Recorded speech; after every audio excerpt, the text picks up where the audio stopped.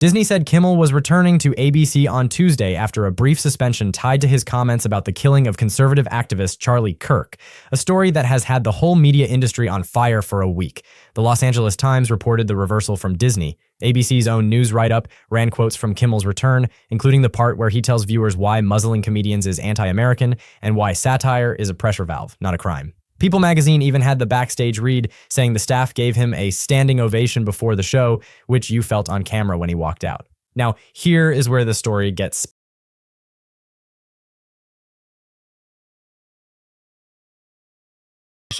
Finding the truth requires unwavering dedication and independent voices. America Facticity stands as a beacon for factual, unbiased reporting, delivering the stories that truly matter. Join our membership for just $9 a month. Your support helps us grow our team and create even better content. Find the link in the description below. Two of the biggest station owners in America, Nexstar and Sinclair, both said, fine, Disney can put Kimmel back on the lineup, but we are still not airing him on our ABC affiliates. Reuters put the numbers in black and white. Together, they reach about 23% of US TV households, more than 70 ABC stations, which means a lot of Americans hit the guide last night and got late news or reruns instead of Kimmel. The Verge highlighted cities like Seattle, Nashville, New Orleans, and Salt Lake City. Axios local editions warned viewers in DC and Utah that they were officially in a Kimmel blackout. PBS NewsHour walked through the why, citing the collision of politics, pressure, and programming control. This is not mythology. It is a map. Quick pause. If you want receipts with jokes, hit subscribe right now and tap like. It tells the algorithm to stop feeding propaganda cupcakes and start serving facts with punchlines. Thank you sincerely, it helps more than you think. Back to the circus. Minutes before Kimmel's return, Trump took to social to rage that ABC fake news gave Jimmy Kimmel his job back. And he threatened to sue ABC because nothing says small government like president promising to litigate a monologue off television. Forbes captured the post and the legal chest thumping. Yahoo aggregated the part where he said he might sue. It is peak Trump meltdown stuff. You can actually timestamp the tantrum against the on-air welcome back. If your life is a reality show, this is how you cut to commercial. Wind, because the pattern is the point. Trump has been at war with late night since a joke drew blood. Every time, it is the same loop. Call the show biased, threaten legal action, frame a comedian as a national emergency, and try to scare a standards department into flinching. This time, there was a bigger lever. The FCC chair, Brendan Carr, did media hits warning of news distortion complaints and possible license pain for stations that carried Kimmel. Variety and Deadline documented the saber rattling and the inevitable cleanup later, where Carr claimed it was all misunderstood.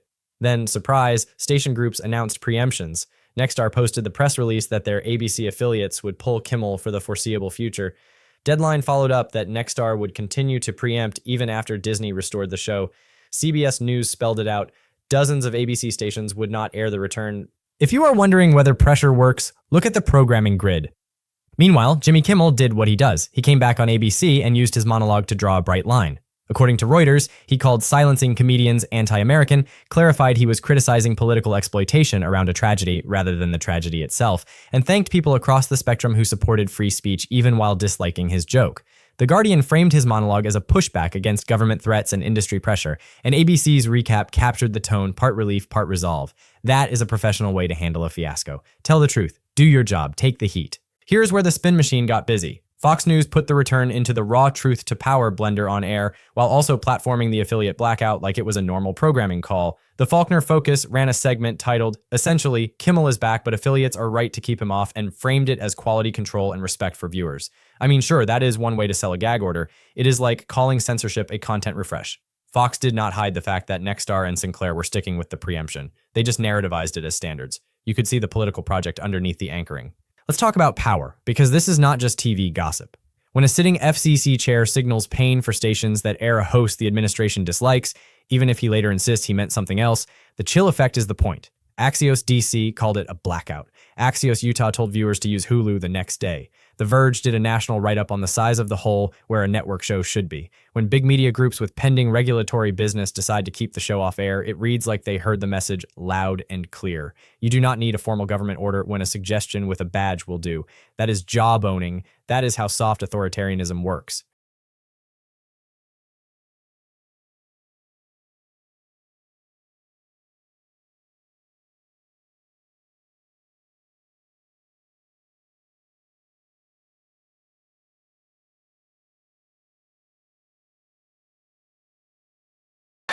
Are you seeing the pattern here, or am I losing it? Drop the word pattern in the comments if you are clocking it.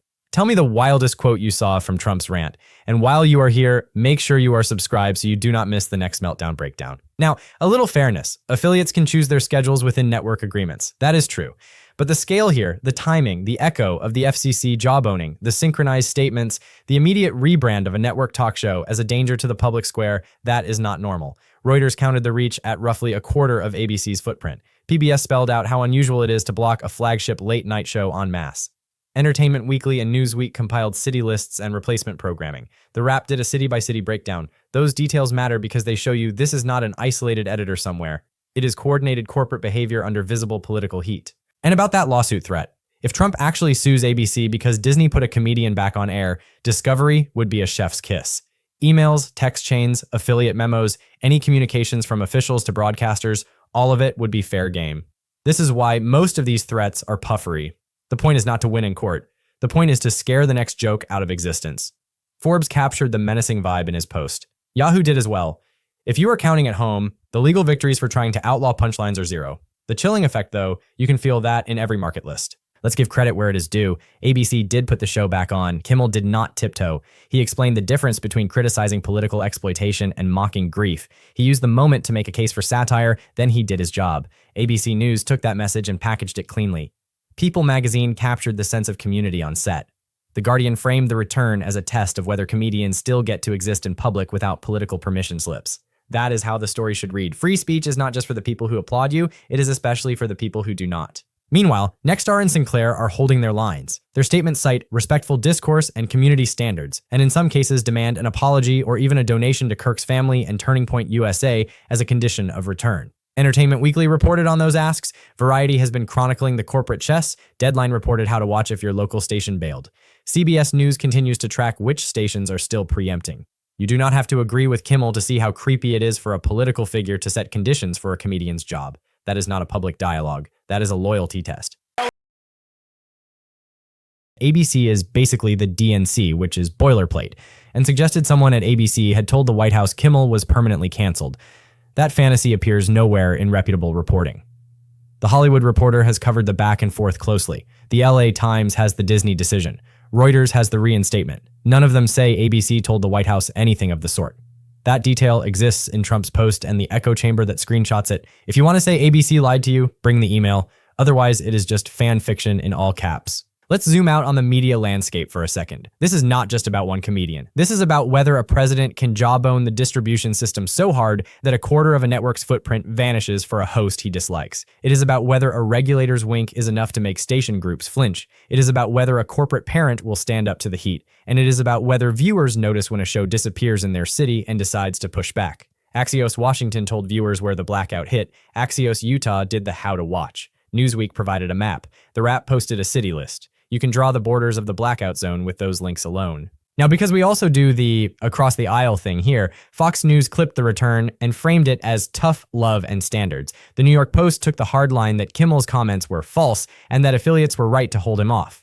On the other side, ABC, Reuters, The Guardian, PBS, and People all emphasized the free speech dimension and the unusual spectacle of a late-night blackout in 2025. The picture is clear. Either you think it is fine for political pressure to decide who gets a mic, or you think that is the one lever politicians should not pull. The rest is choreography. By the way, the funniest subplot to me is how cleanly the tech workaround exposes the silliness. Viewers in blackout markets were told to watch on Hulu or Disney Plus the next day. Deadline even published a how-to-watch guide if your ABC station bailed. So the net effect is not to silence the joke. It is to drive viewers to a platform Disney also owns. If you are trying to hurt the comedian, you are accidentally juicing his streaming numbers. This is like boycotting a bakery by ordering everything online. Good work, everyone. Let me underline the timeline so we do not lose the thread. On September 17th, ABC preempted Kimmel indefinitely. Nexstar immediately announced its ABC affiliates would replace Kimmel for the foreseeable future. The FCC chair did a round of interviews warning of regulatory scrutiny. Over the next few days, Disney took the heat, Kimmel's peers weighed in, and media outlets posted blow-by-blow updates. On September 22nd, Disney said Kimmel would return September 23rd. On the 23rd, Sinclair confirmed it would still preempt, then Nexstar said the same, and Kimmel walked back on air anyway. On the 24th, Reuters, The Verge, CBS, and others ran the "he is back, but not everywhere" stories. That is your arc. That is what happened.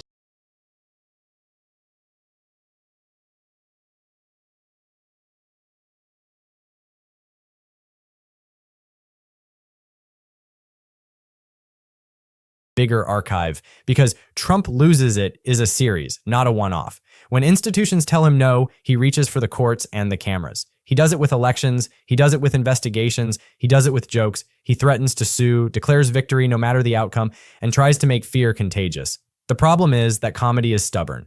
If you tear it down in one city, it pops up in another, and if you black out the broadcast, it shows up on a stream. If you tell a comedian he cannot say the line, he writes 3 versions of it and adds a callback. Kimmel has been doing this for decades. He knows the game. So do Colbert and Myers, and yes, the hosts who dislike Kimmel but still showed up to defend the principle. According to People, even rivals in late night praised the return and called it a stand against censorship. That unity is the real nightmare scenario for politicians who prefer their laughs canned. One more thing about standards. If the standard is that comedians cannot put their foot in it during a national tragedy, no comedian would ever work again. If the standard is that politicians can threaten licenses until stations drop a show, then nobody with a mic is safe. That is why, according to ABC News, Kimmel's message last night resonated. He said satire is supposed to punch up, not serve power. And he said the quiet part out loud, that the pressure campaign was about intimidation, not healing. You do not have to love the joke to love that truth. Okay, comment squad, this is where you come in. First, tell me where you watched from and whether your ABC affiliate aired Kimmel or swapped him for news. If you were blacked out, write blacked out and your city. I will read a bunch on air tomorrow. Second, pick tomorrow's deep dive. Do you want the lawsuit threat unpacked line by line, or do you want the affiliate economics, who owns what and why it matters? Write lawsuit or affiliates. Third, what is the one line you would add to Kimmel's monologue? Keep it under 20 words. Funniest one gets pinned and shouted out. This is how we make noise that travels farther than a blackout.